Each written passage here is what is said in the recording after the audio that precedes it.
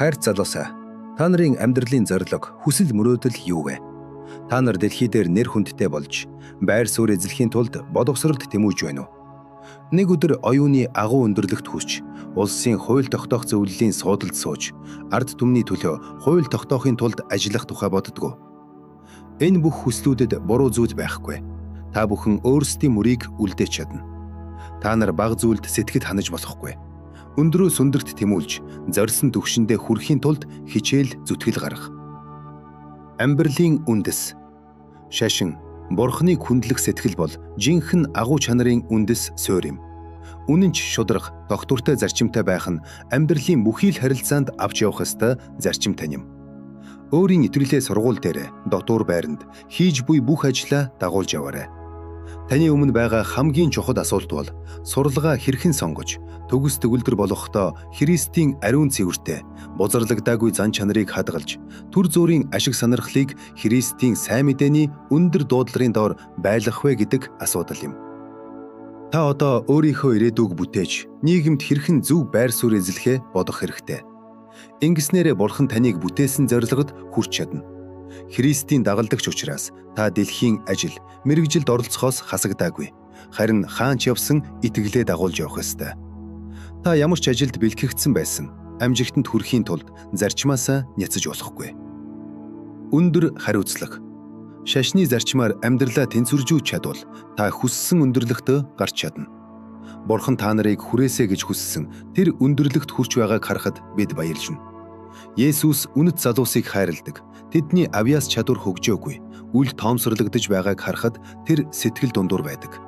Харин залуус зарчимтай, хүчтэй, өндөр хариуцлагад итгэмжлэлт хүйц хүмүүс болж өсөж хөгжиж чадна. Энэ зорилгод хүрэхийн тулд тэд бүх хүчээ дайжлах нь зөв юм. Гэвч Бурханаас өгсөн авьяасаа буруу зүйлд ашиглаж, бусдыг сүрүүлэх шиг том нүгэл битгий үлдээрэй. Зарим авьяастай хүмүүс өөрийн чадвараа ёс суртахууны унарт, завхарлыг тараахад ашигладаг. Гэвч тэд өөрсдөө хизээж бахархахгүй, ургацыг тарж буй хэрэг юм. Бурханаас өгсөн авьяасаа бусдад ерөөл, амар амгалан авчрахын оронд зовлон, хор хөнөөл тараахад ашиглах нь үнэхээр аимшигтай. Мөн бидэнд даадгсан авьяасаа нуун далдарч, ашиглалгүй орхих нь мөн л амийн титмээ хаяж буйтай адил хэрэг. Бурхан бидний үйлчилгээг шаардаж байна. Хүн бүрийн үүрэх ёстой хариуцлага бий. Түүнийг чин сэтгэлээсээ хүлээн авч, үнэнчээр биелүүлэх үед л бид амьдралын агуу зорилгод хүрч чадна. Шашны нөлөө ухаантан ингэж хэлсэн байдаг. Залуу наснда бүтээгчээ сана. Гэвч шашин таныг гонигтай, гутарсан болгоно. Эсвэл амжигтанд хүрэх замыг хаана гэж бүү бодоорой. Христийн итгэл үнэн таны авьяас чадварыг үгүй хийдэггүй, бүр судруулдагч үгүй. Энэ нь таны жинхэнэ аз жаргалыг хязгаарлах гэж зориулагдаагүй. Амьдралын баяр баясгал, найз нөхөд, олон нийтийн өмнө хүзээх үүргээс ангид болгох зорилготой ч биш. Христийн шашин хүнийг ой гашуугаар ороож, санаа алдарт, гомдхийн дуугаар илэрдэггүй. Үгүй ээ, харин Бурханыг амьдралынхаа эхэнд, төгсгөлд хамгийн чухалд тавьдаг хүмүүс энэ дэлхийн хамгийн аз жаргалтай хүмүүс байдаг. Тэдний нүүрнээс инээмсэглэл, баяр хөөр хизээж арилдаггүй. Итгэвчтэй хүн бүдүүлэг, замбраагүй, эсвэл үл тоомсорлсон болдоггүй. Харин ч улам өндөр төргөгдөж, дэгжин болж, шүүлт нь ариун болж, Тэнгэрийн тэнгэр эхчүүдтэй хамт байх, Есүсийн бэлтгэж буй гэртээ тохирох нэгэн болдог. Есүс бол баяр хөөрийн ундраг гэдгийг бид хизээж мартаж болохгүй. Тэр хүн төрлөختний зовлонг харж баясдаггүй. Харин тэднийг аз жаргалтай байгаасаа гэж хүсдэг. Христэд итгэгчид аз жаргалын олон их сурвалжтай. Мөн ямар зугаа цэнгэл, зөвшөөрөгдөх үйц болохыг нарийн ялгаж чаддаг. Тэд оюун санааг сарниулдаггүй, сэтгэлийг бохирддаггүй. Дараа нь гэмшил, гуниг үлдээдэггүй зугаа цэнгэлийг эдэлж болно. Хэрв тэд Есүсийг өөрсдийнхөө хамт авч явж, залбирлын сэтгэлийг хадгалж чадвал тэд бүрэн аюулгүй байна. Бид авьяас чадвартай, хариуцлагатай хандах ёстой залуу найзуудаа. Бурханыг хүндлэх сэтгэл бол жинхэнэ хөгжил дэвшлийн үндэс, мэрэгэн ухааны эхлэл юм. Тэнгэрийн эцэг та нарт ирэхээ шаардаж байна. Учир нь та өөрөө хүсээгүй, өөрийн гавьяагаар биш, харин түүний ивэлээр бүхнийг авч байгаа. Түүнээс гадна тэр та нарт бүх тэнгэрийг нэгэн бэлэг болгох мөхсөн, өөрийн хайрт хүүгээ. Энэ химжээлшгүй бэлгийн хариуд тэр та нараас дуртаяа, дуулууртай байгаасаа гэж хүсдэг. Та нар үн цэнтэй үнээр хулигдан авсан хүмүүс. Бурхны хүүгийн үнэт цусаар аврагдсан учраас эдэлж буй боломжоо зөв ашиглах ёстой. Таны оюун ухаан, ёс суртахууны чадварууд бол Бурхны өгсөн бэлэг. Танд даалгасан авьяас билээ. Тиймээс тэдвэрийг орхиж хөгжүүлэхгүй байх, эсвэл залхуурлаар содруулан дорой тулах эрх танд байхгүй. Та нарын үүрэг хариуцлагыг үнэнчээр биелүүлэх эсэх, хүчин чармайлтаа зөв чиглүүлж, хамгийн сайнаараа хийх эсэх нь зөвхөн таны сонголтоос хамаарна. Бид эцсийн өдрүүдийн аюул дунд амьдарч байна. Та нарын зан чанарыг Тэнгэрийн бүх оршнол сонирхон харж байна. Бурхан аль хэдийн бүхнийг бэлтгэсэн. Та нар бэлгийн хүсэлтэй холбоотой энэ ертөнцийн завхарлаас мултран түүний Бурханы чанарт оролцож чадах юм. Хүн өөрийн сул дорой хүчин чармайлттай найдаад мууг ялж дийлэхгүй. Гэвч үнэхээр хүсэж байгаа хүнд тусламж бэлэн. Яаковын зүүдэнд харсан шат дээр дээш доош явагч Бурханы Тэнгэрийн элч бүр нэг нэгнээ авран Тэнгэрийн дээд орбит хүртэл дагуулж чадах болно. Тэд Бурханы хүмүүсийг харж хамгааж, хийж буй алхам бүрийг чинь ажиглаж байдаг. Гэрэлт замаар өксөгчд эцэст нь шагнал авч эзнийхээ баяр баясгалд орно. Өндөр хүрэх зориг. Хүний хамгийн өндөр бодлоос ч дээгүүр Бурханы хүүхдүүдийн хувьд түүний зориг оршдог. Бурхантай адил байх энэ бол хүрэх ёстой жинхэнэ зорилт. Сурагч бүрийн өмнө тасралтгүй ураг шахах зам нээлттэй байдаг. Тэрээр сайн, ариун, эрхэм бүхнийг багтаасан хэмжээнд хүрэх зорилготой.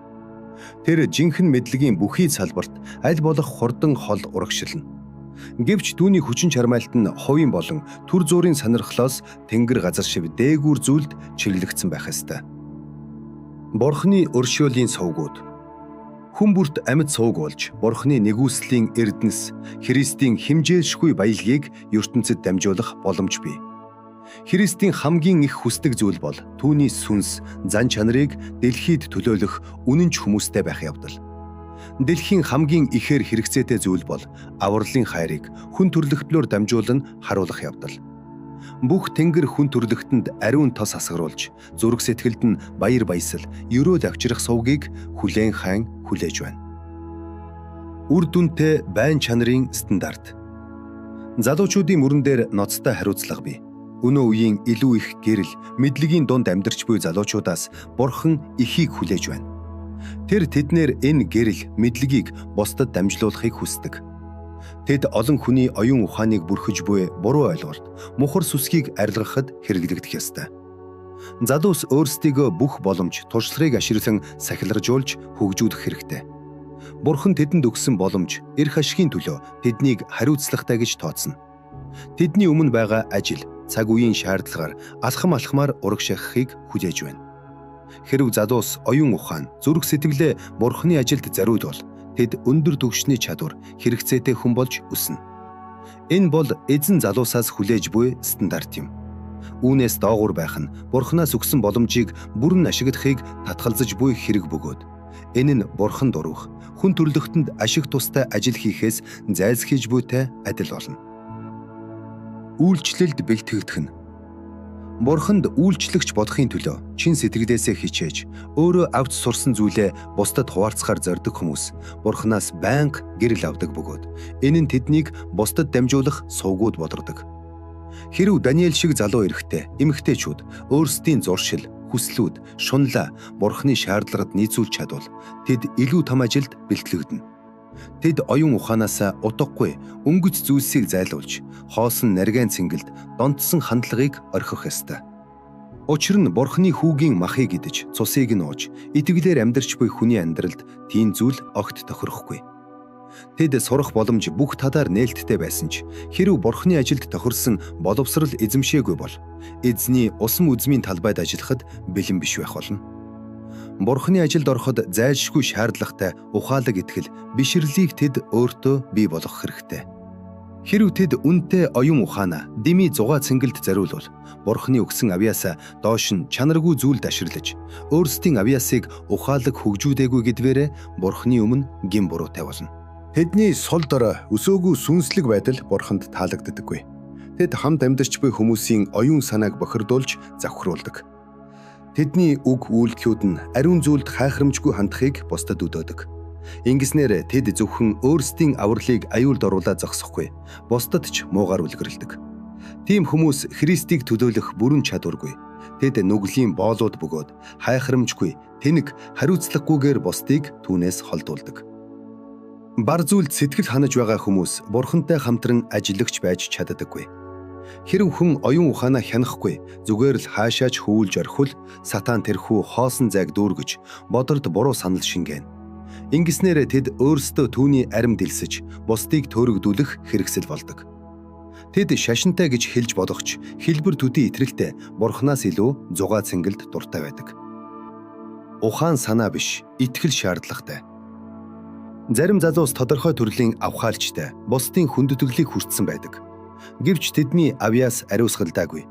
Туршлагаар батчиж, Бурханы нэгүслээр цэвэрлэгдээгүй тул тэрээр хүний сайн сайхны төлөө ашиглаж чаддаггүй. Тэд итгэлтэй хүн мэд харагдавч, үнэн хэрэгтээ буруу жишиг тогтоож, итгээгүй хүмүүст муруу үлээ зөвтгөх шаарддаг болж өгдөг.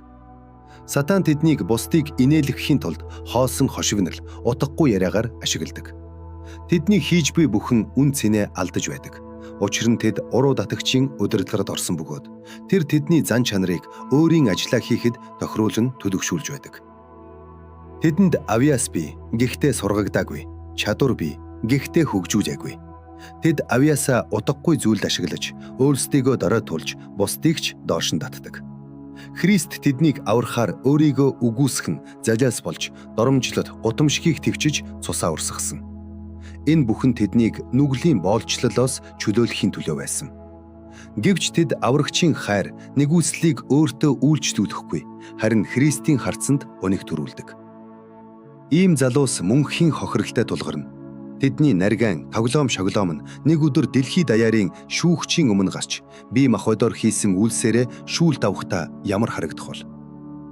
Тэд суурин дээр мод, сүрэл, өвс авчирсан тул тэдний бүх хөдөлмөр шатаж үгүй болно. Ямар их хохирол байл.